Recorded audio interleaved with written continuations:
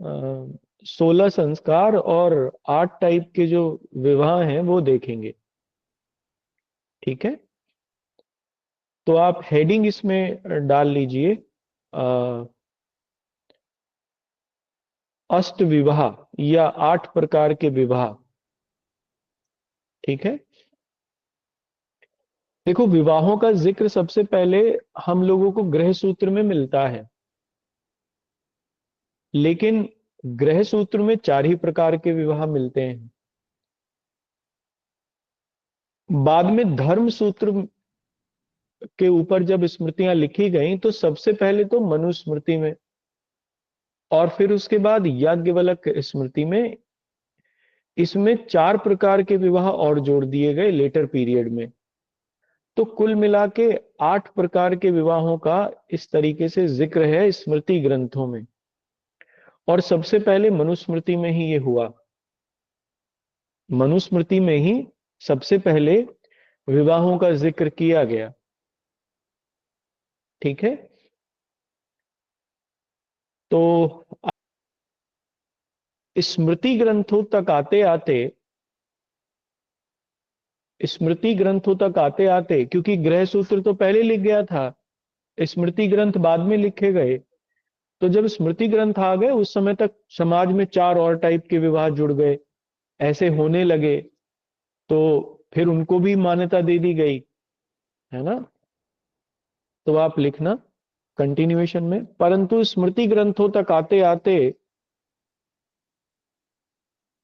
इन ग्रह सूत्र, ग्रह है ना, कल्प सूत्र का भाग था ना ग्रह सूत्र, उसमें GRIH ग्रह सूत्र, सबसे पहले ग्रह सूत्र में 4 टाइप के विवाहों का जिक्र मिलता है, क्योंकि उस समय समाज में 4 ही प्रकार के विवाह थे, प्रचलित थे। पर गृह सूत्र तो बहुत पहले लिख गया, स्मृति ग्रंथ बाद में लिखे गए। जैसे अगर हम लोग इसमें सबसे पुराने स्मृति ग्रंथ की बात करें तो मनुस्मृति है, लगभग ये 200 ईसा पूर्व से लेके और 200 ईस्वी तक की लिखी गई। कुछ लोगों का मानना है कि 400 ईसा पूर्व से लेकर 400 ईस्वी तक लिखी जाती रही, एक लंबे समय तक ये लिखी गई। और जबकि ये तो लेटर वैदिक पीरियड का ही काम था, ग्रह सूत्रों के बारे का लिखा जाना, तो 300-400 सालों के बीच के टाइम में ये और शुरू हो गया कि 4 और नए टाइप के विवाह आ गए उसमें, तो कुल मिला के 8 हो गए। 4 पहले से ही थे, 4 और आ गए।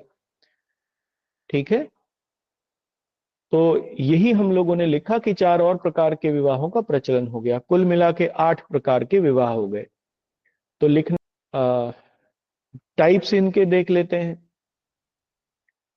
देखो जो सबसे पहले 4 थे, इन चारों विवाहों को एक्सेप्टेबल माना गया था, समाज में स्वीकार्य माना गया था। जो बाद वाले 4 थे, एक्सेप्ट तो ये भी हुए, लेकिन राइडर्स के साथ, मतलब इनको अच्छा नहीं माना जाता था। बाद में एक्सेप्टेंस तो मिल गई पर अच्छा नहीं माना जाता था। ये 4 जो थे ये त्याज्य थे। त्याज्य माने कि विपत्ति के समय ही ये किए जा सकते थे, अदरवाइज तो नहीं किए जा सकते थे, इनको नहीं करना था। देखो सबसे पहला, अच्छा एक बात बताओ आप मुझे, पहले इनके बारे में सोच लेते हैं। देखो सबसे पहले जो 4 विवाह थे वो इस तरीके से थे। पहला था ब्रह्म विवाह, ये सबसे ज्यादा एक्सेप्टेबल था समाज में, और यही चलता भी था, आज भी यही चलता है। जैसे इसमें क्या था कि समान वर्ण की कन्या और समान वर्ण के का जो वर था, उसके बीच में ये विवाह होता था। समान वर्ण की कन्या और समान वर्ण का वर। लेकिन इसमें एक बात थी, गिफ्ट जो थे वो दिए जाते थे, गिफ्टों का आदान प्रदान होता था। लेकिन गिफ्ट का आदान प्रदान लड़के वाले लड़की वालों को करते थे, कन्या को गिफ्ट दिए जाते थे वर की तरफ से, ना कि वर को दिए जाते थे कन्या की तरफ से, जैसा कि अब चलता है। अब ये यहां पर उल्टा हो गया, बाकी वैसा ही, हालांकि वैसा तो नहीं है, इसमें तो बहुत बड़ी सीधी सी बात थी किसी तरीके का दहेज नहीं था, किसी तरीके की कोई और बात नहीं थी, बड़ा सामान्य था। बस आप इतना समझिए कि जो अब है वो सब है, लेकिन इसको अगर हम लोग बड़ा सिंपल और एक प्योर वे में देखें तो ये उसी प्रकार का विवाह था, ब्रह्म विवाह। तो आप डैश करके लिखना सबसे पहला, ब्रह्म विवाह। ब्रह्म विवाह, है ना। अब अंग्रेजी में अगर आप ब्रह्म विवाही लिखें ना तो ज्यादा अच्छा है, क्योंकि मैं इसे मैरिज लिखवाने में थोड़ा संकोच कर रहा हूं, इसका मतलब मैरिज नहीं होता एक्चुअली। तो अगर आप ब्रह्म विवाह लिखें तो मेरे हिसाब से ज्यादा बेटर है।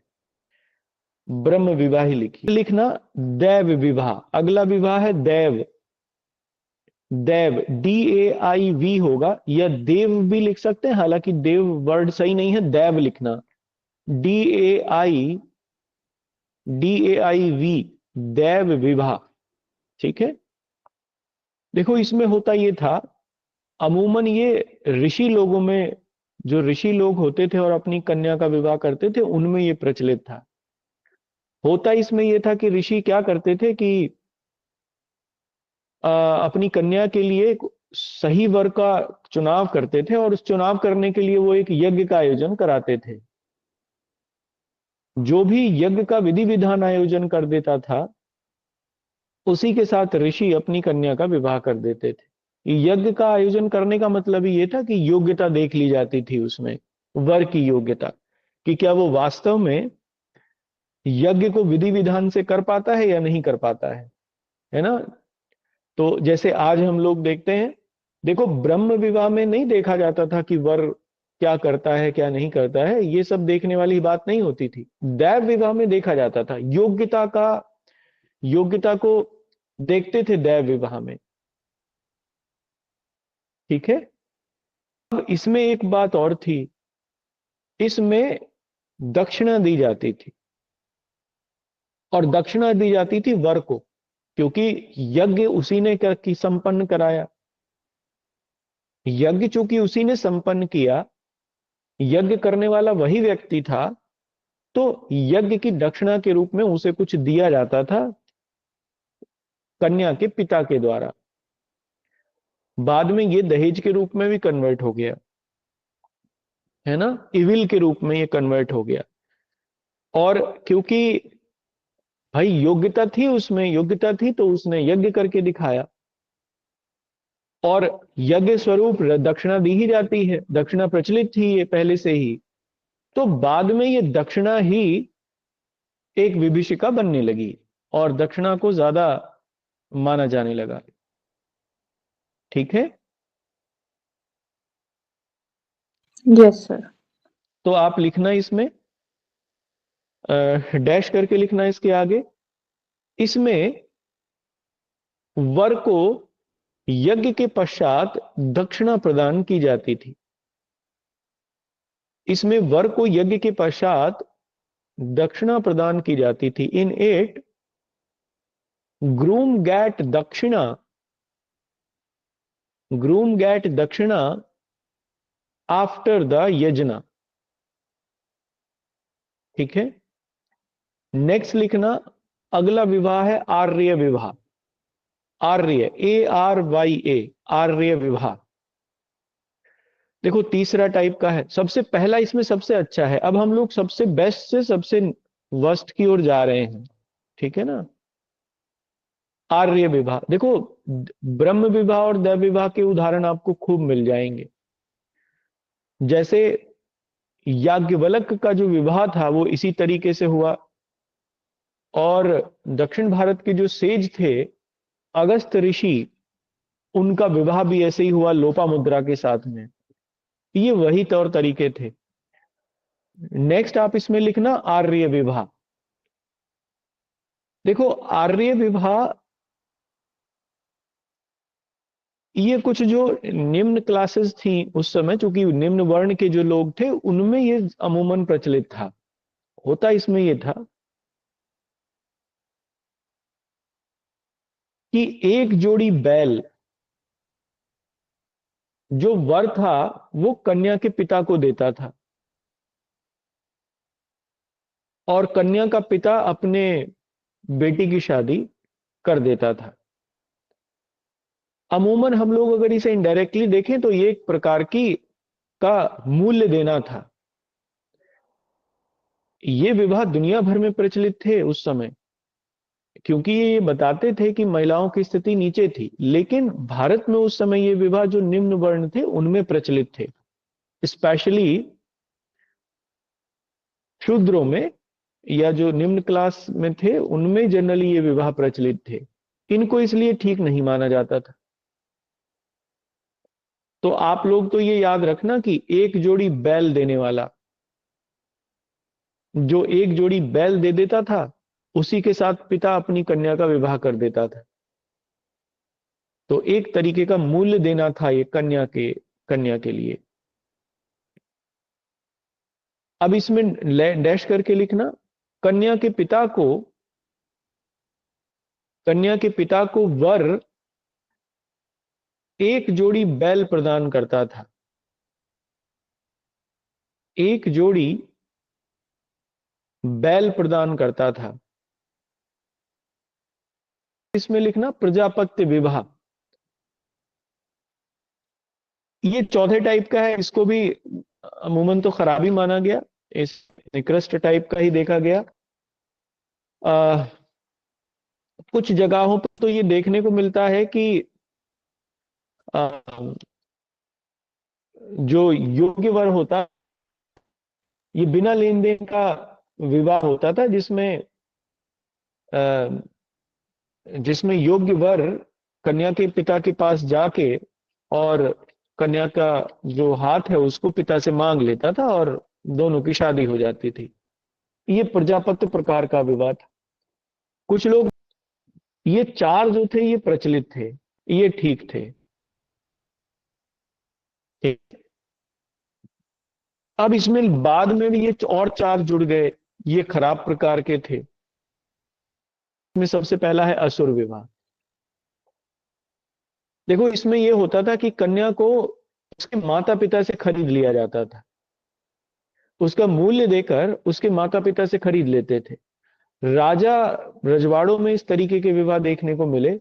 इवन दस नेक्स्ट लिखना गंधर्व विवाह। गंधर्व विवाह बड़ा इंपॉर्टेंट है। देखो, प्रेम संबंधों के आधार पर होने वाला विवाह ऐसा ही था, गंधर्व विवाह कहते थे उसे। जैसे दुष्यंत और शकुंतला का विवाह भी वैसा ही था, अर्जुन और सुभद्रा का विवाह भी वैसा ही था। पढ़ा। नेक्स्ट लिखना राक्षस विवाह। राक्षस विवाह ये खूब प्रचलित था। ठीक है। देखो, इसमें होता यह था कि कोई राजा जो हार जाता था वो अपनी पुत्री का या अपनी बहन का विवाह करता था। अपनी पुत्री या बहन का विवाह जीतने वाले राजा के साथ कर देता था। ये मेडिवल पीरियड में खूब प्रचलित था, लेटर मेडिवल पीरियड में भी खूब प्रचलित था, क्योंकि इससे इससे ये ऑथेंटिकेशन होता था कि भाई अब जो हारने वाला राजा है वो विद्रोह नहीं करेगा कभी भी जीतने वाले राजा के खिलाफ, क्योंकि उसकी बहन या उसकी पुत्री उसकी पत्नी है, जीतने वाले राजा की पत्नी है। इसको हम लोग राक्षस विवाह कह देते हैं। महाभारत में आपको खूब मिलेंगे ये इस टाइप के विवाह। जैसे एक महाभारत में वो मिलता है, टाइटल देखने को मिलता है, क्या नाम था उसका, कंस का जो जरासंध। जरासंध नाम का एक राक्षस का जिक्र होता है महाभारत में। उसके 64,000 रानियां थीं, ऐसा कहा गया। तो वो यही करता था कि राजाओं को हराता था और वहां से वो सब महिलाओं को पकड़ के ले आता था। तो दैट वाज द निकृष्ट टाइप ऑफ मैरिज, राक्षस विवाह। तो इसका खूब जिक्र मिलता है। ठीक, लिख, ठीक है। और लास्ट है पैशाच विवाह। पैशाच, PAISACH, पैशाच विवाह।